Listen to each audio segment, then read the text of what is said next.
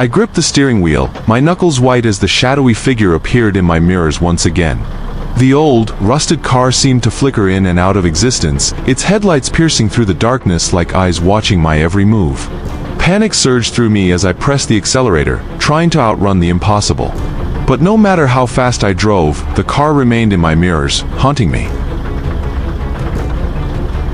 It started as a routine job, just another long haul across the country. I had been driving trucks for nearly a decade, and the endless stretches of highway had become my second home. This particular route took me through some of the most desolate areas I'd ever seen, miles of empty road with nothing but the occasional tumbleweed for company. That night, I was making my way through the desert, the sky a blanket of stars above me. The monotony of the road was broken only by the hum of the engine and the occasional chirp of the radio. I was tired but determined to make it to the next truck stop for a few hours of rest. Around midnight, I noticed the first signs of something strange. A pair of headlights appeared in my rear-view mirror, far off in the distance.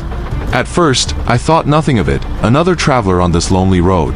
But as the minutes passed, the cars seemed to get closer and then disappear, only to reappear even closer than before. It was as if it was playing a game, teasing me. I shook my head, trying to dismiss it as a trick of the light or my exhausted mind playing games. But the car persisted, its dark shape looming in the mirrors, flickering in and out of sight. It was an old model, something from the 50s or 60s, with a faded black paint job and a grille that seemed to sneer at me. "Just keep driving," I muttered to myself. "You're tired, that's all." I turned up the radio, hoping the music would distract me. It worked for a while, but soon the car was back, closer than ever. My heart pounded in my chest as I glanced in the mirror again. The car was right behind me, so close I could see the outline of a figure behind the wheel, though the face was shrouded in darkness. I accelerated, hoping to leave it behind, but the car matched my speed effortlessly. It was as if it was tethered to me, unable to let go. Fear gnawed at the edges of my mind, and I couldn't shake the feeling that I was being hunted. I grabbed my CB radio, hoping to reach out to another trucker or anyone who might be nearby. "Breaker 19, this is Roadrunner. Anybody out there?" Static crackled in response. I tried again, but the radio remained silent. It was as if the rest of the world had disappeared, leaving me alone with this phantom car. Hours passed, though it felt like an eternity. The car continued to stalk me, never getting closer, but never falling behind. My eyes burned from staring at the road and the mirrors, my body aching from the tension. I needed to stop, to rest, but I couldn't bring myself to pull over. The fear of what might happen if I did was too great. I thought about calling the police, but out here, it would take them too long to reach me. And what would I say? That I was being chased by a ghost car? They'd think I was crazy, and maybe I was. But I knew what I was seeing was real, or at least real enough to drive me to the brink. Just as dawn began to break, the road ahead split into two.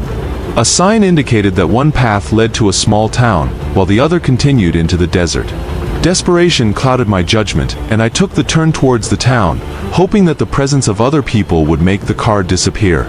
But as I drove through the empty streets, the car followed, its engine a low growl that echoed through the deserted town. The sun cast long shadows, but even in the daylight, the car remained a dark specter in my mirrors.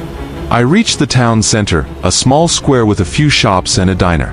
I parked the truck and jumped out, my legs shaking. I ran to the diner, the car's engine still echoing in my ears. Inside, the place was empty, the air thick with the smell of stale coffee. I collapsed into a booth, my breath coming in ragged gasps. The waitress, an older woman with tired eyes, approached me. "You okay? Huh?" she asked, her voice filled with concern. I need help," I stammered. "There's a car, it's been chasing me all night." She looked at me with a mix of pity and skepticism. "You sure you weren't just seeing things? This road can play tricks on you."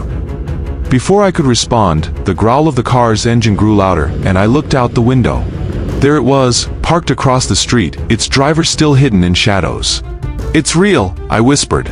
"It's out there." The waitress glanced out the window, her eyes widening. "I see it," she said, her voice barely a whisper. That's impossible." As we watched, the car's door slowly creaked open, and a figure stepped out. It was tall and thin, its face obscured by darkness even in the morning light. It started walking towards the diner, its movement slow and deliberate. Panic surged through me again. "We have to go," I said, grabbing the waitress's arm. "We can't stay here." But she was frozen in place, her eyes locked on the approaching figure. "No," she said, shaking her head. "This can't be happening." I ran out the back door, the waitress's cries echoing behind me. I didn't look back, didn't stop running until I was deep into the forest that bordered the town. My breath came in gasps, and my heart felt like it would explode. I don't know how long I stayed hidden there, but eventually, I had to move. As I made my way back to the town, I saw the car, still parked, waiting. And I knew then, this wasn't over. The endless chase would never be over.